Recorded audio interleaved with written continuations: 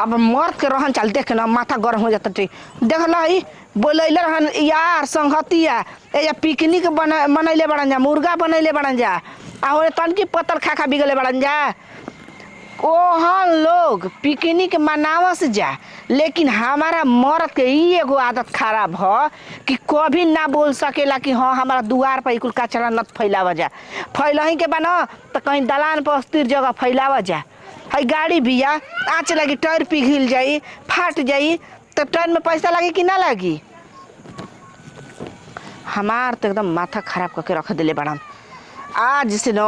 कहियो कबो देख ले कौनो जना के तो यस गरियाई न यस गरियाई कि गोड़े हाथ चल जिहन जा ना रही तब न फायदा उठैले हवन जा हमार मर्द यदि कहबे करी के ना मनी पिकनिक तो जबरदस्ती कोई मना ली कितना बढ़िया से 3-3 जगह लिट्टी लगैले बड़ा सन ऐसा आदमी होके चाहिए हो हाँ एको गो मर्द बड़ा सन कि अपन घर दुआर पर तनी माछी ने खसन भन के देता का करी का ना करी हो न जा तनी लेके आवे झाड़ू बहारी साफ करके और स्थिर करी देखो ना खदेलन बोले के झाड़ूयो गोभी सुबेरवा ना लेके पहुँचावली गाँव में के मेहरानू जौन सामान लेके जाते सन न तन पहुँचावत नहीं खीसन जेकर सामान बा पेन ली दे रहूं बा लियहूं काहे हो दीदी काहे गरम बा काहे इतना खीस तू ही गरम बाड़ू हो हम काहे गरम हो ताप के बरबर आतड़ू अकेले में भूत क्या देखले हड़ू बोली निकलता है देख लइका हाल भइल बाटे ए जाके न जेतना लइका बसन मर्द बसन ए जाके पिकनिक मनाओ तो बतावा दूसरा के दुआर बाकी ना हमरे दुआर वाला लौकता ना तो बोल मनाओ तो संता तो बोलते ना बारी तू कहतो काहे गरम बाड़ू त मना के चल गेल संता अब बोलत हूं का करी इज्जत गुनी ना आउ हनी के तो कुछ सोचे समझ में नहीं खियावत ना तो बोल अब कतना बोली हो बतावा तो तनी तू कहतड़ू कि खिसियल गरम बाड़ू तारे मार दई कुल करियन तो ताकि निक लागी ना अच्छा हमार तो मर्द के खाला पियला हर ढह रहेला हिंकर दुआरे जाई हुंकर दुआरे जाई हई बोलयन ऊ बोलयन ओही में उमंग में रहेलन तो अब संझिया के बहरबो काल सुबह बहार दिया साफ कर दिया सांझी के ना भारी हो अब किरिन डूब गेल किरिन काहे डूबल बाटे ई दिनवे ओइसन हटे जनाला की सांझ हो गइल कचरा ना कुल फैला के रखले बड़न जा भर दोपहरिया का करत रहो भर दोपहरिया कहां गे रहू चल गो रही हूं बाजारे बाजारे का बाहर झाड़ के ना ओके कोके रखेला मरद जात बहरिया सन घर रंग ना ना सोचेला न कि ना हमार हाथ मैल हो ना गोड़ मैल हो बुझाइल सुखले सही घूमत चली मेहरानू दिनो रात खटो खूब गर्दा खूब कबारा अरे बुढ़वा मरला की आज कबार देला 11 किलो मुर्गा रहू ना तू 30 गो फ्रूटी रेला सारा उ लोग ढहा ढिमला के जाता मैं पोखरा में ढह रहा खा के आ हग भरिन जाय यही छे केतना जना त पैंटे में फेंक देले बन जा तू एजे बाड़ू का हमरा से का काम बा ये के हो ये तो रास्ता धके जाता चले जा ओनिए हां हां के हाई के ह के हो अरे भी के हो अब मेहरारू हमार चिंते नहीं के खिसियाइल बिया के जाने काहे ला खिसियाई हम मेहरारू रे देख लो तोहरो मर्द संग संगे बाड़ा बाय हां तगु माने के पड़ी तोहरो के ना पियकड़ के साथे पियकड़े ना घूमी ठीक कहत माने काले 11 बजे राती के गइल बड़न जा पी के घरे जान हां तब एजिगे ना बनैले रहन जा मुर्गा थू कहो ई कुल काम ठीक बाटे बतावो जब बनैला जा खइला जा तो ओइ घर बाहर सार के बिगेला कि ना सुनी ना दीदी सुनी आज के बाद बनैहन जाई जिगे ना त झाड़ू पोछा सब लिपवाई पोतवाई में हने जाना ए बनाओ तो कोन मत बना दो, खइला जाए हमरा घर में घुस जाए लेके बढ़ानी ले बाहर दियो ओही सारा तरह घर के दुआर एकदम खुला घुस जाई कौन ठीक बा तोहार लूर रही तो उहे होई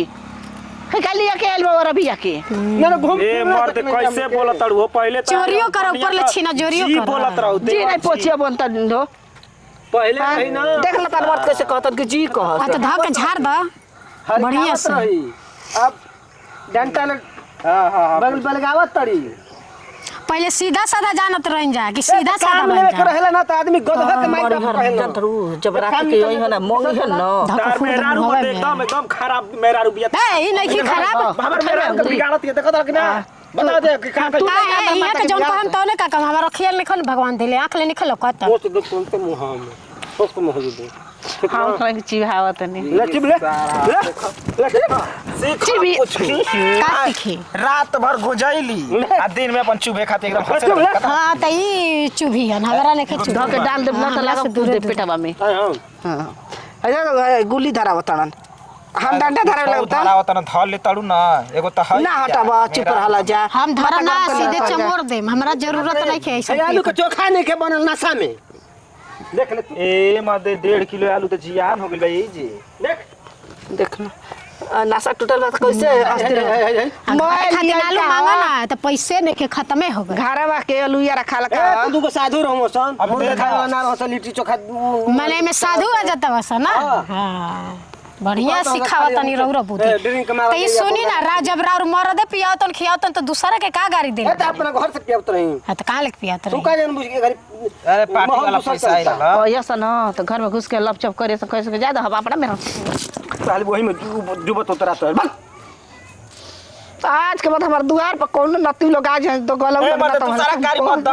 चुप रहो हां तो कस दे आज के बाद ना कर बाप आई ना कर गांव घर के लोग हैं रौरा भी ले रही है चल आजकल। सन तब लाठी का पियाले रही रे हम त खाली सुंगाले रही कि सुंगल रही का बुझात रहे कि नशा उसा ह कि सुंगे के बा हम पीही लाओ भैया पियकर के साथे रह के उ पीही ना ऐसन हो सकेला हमन के स्पेशल शरबत पी ले हां आगे थरिया परोसल बा कोई खाई ना छोड़ दही ना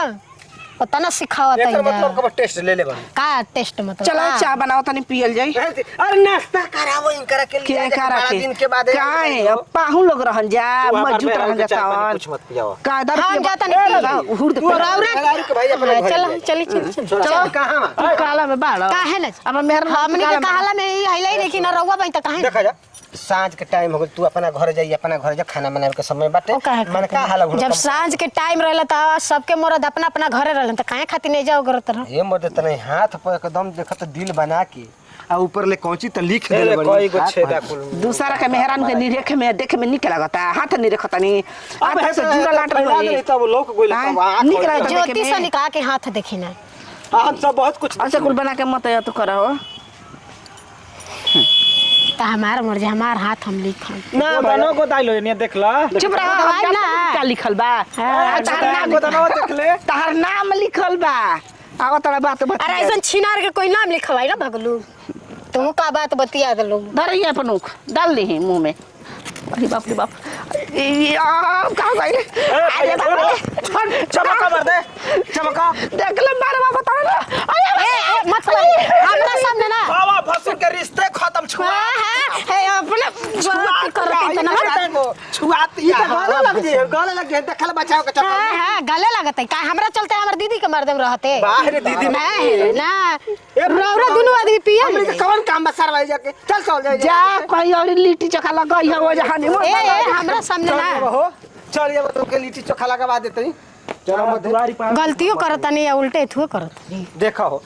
10 गो समाज रहल चल करे रे हम नहीं ए जे डेरा डाल दिखा हम ए रवि तू अपना घरे जा देखा चल ला। सुन ला हमर मौगी जा रही पलंगवा छोड़ दे इन हलो खातिर रात भर खातिर आ हमनी के चल ली खटिए पैर रही त का दिक्कत बा खा का कौच की जब रखत त सुविधा दे अब हमारा के ना रह आवा ओ रवि बोने आवा आवा उना जाई हन तोहर पर खिसी आइल बाड़ी कहते कि तू दूसरा के घरे जालू खिसिया के ई बताओ ऐसा रहन बना तो ये जे रहते ऐसा तारा ऐसे रहन चलते रही देखा कर लइका चिल्लाए लगलो जा चल हमर दे हमारे मेरा लिया के हसन। जाई त के कर हम सर अरे हसन पहले बाप के कोई नहीं बतावेला गोदी में आवेलो सब पर माई के गोदी में पहले ही पूछियो कोई के लड़की हड़ू लड़का हड़ू नाम बस बा मार ताकता जो दिमाग खराब करबू चल घरे हम ना जाए जब तक ले जा जब तक ले पियल ना छोड़ो तब तक ले हम ना जा धरना धर दे हमार पर हबु काहे जे रह के जा काहे खातिर रौरा पर हाँ तो जा तो। रौरा या एक इनकरा साथे 11 बजे रात रे हम तो हम ना यार स्कूलिया के जाना तो चल हमनी के चल जाए ले छोड़ हटाई ना जा जा जाके रौरा हमरे घरे बना के खाई दोनों जना एक साथ हमनी के जाते हैं हो जा चल एक बेरा मार के उ आवे लोग सारा तो लेके आवल जाई बात पी खरनाठी धक छौंक दी पियाला में चबके के परी हम पियला में धक दरिया बराबर कर अरे यार चल जल्दी ना अजय लसर पी के कि तू बुझी जी धक धक हुर दी ना भाग ये तू जा हो तार मर्द के फिर कोई औरी के लिया के घर में घुसा दिया तो जा कोनो कम लेके घुसे दे